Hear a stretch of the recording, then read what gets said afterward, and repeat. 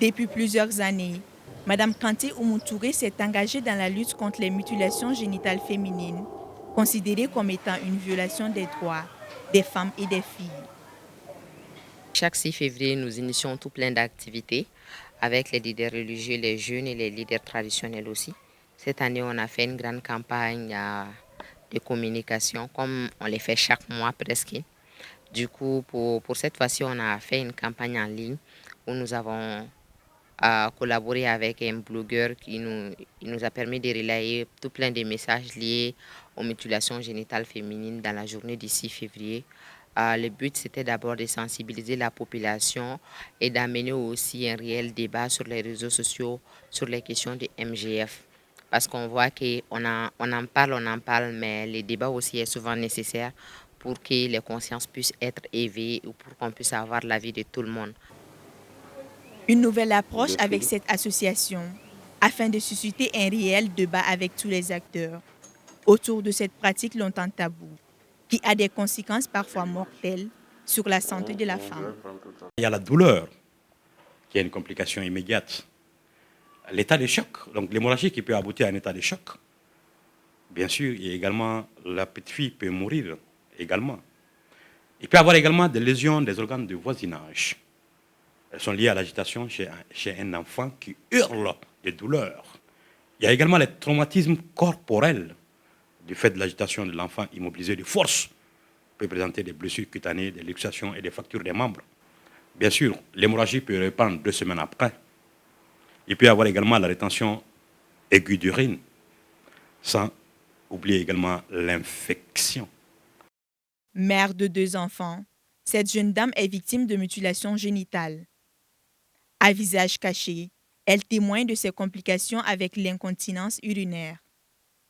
Moi, personnellement, j'en ai connu une principale. C'était à un moment de ma vie, une sérieuse incontinence urinaire. J'ai mis du temps à faire le lien entre cette incontinence et l'excision parce que personne ne m'avait expliqué.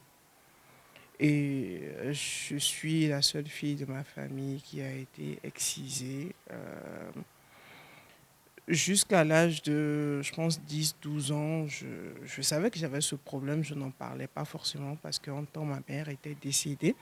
Mon père s'est remarié. Je n'avais pas encore de lien particulier avec ma belle-mère. Donc, je ne savais pas à qui poser la question. J'en parlais pas. Et il a fallu qu'une fois, entre petites filles, ma petite sœur, celle qui me suivait, on est allé faire pipi ensemble. Voilà. Et j'ai remarqué que son vagin ne ressemblait pas au mien. Et là, j'ai commencé à me poser des questions.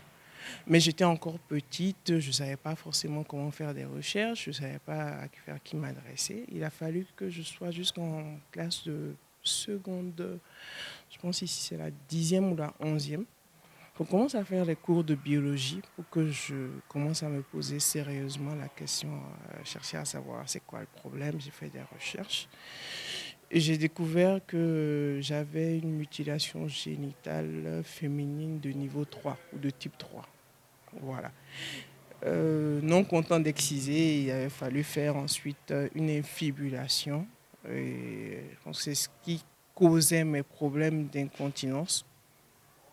J'en ai pas automatiquement parlé. J'ai attendu d'avoir mon bac.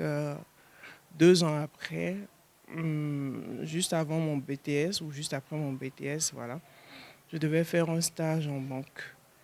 Et à ce moment-là, cela devenait vraiment embêtant. C'était très inquiétant parce que j'avais l'impression de constamment me faire pipi dessus.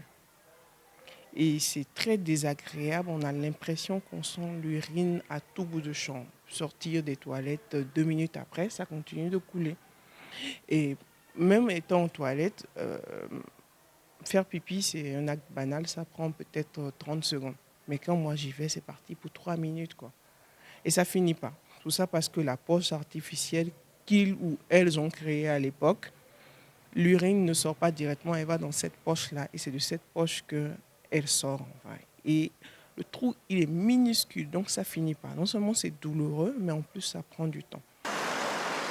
En 2020, Des experts de l'ONU avaient dénoncé l'absence de criminalisation des mutilations génitales féminines au Mali, qui a la plus forte prévalence en Afrique de l'Ouest.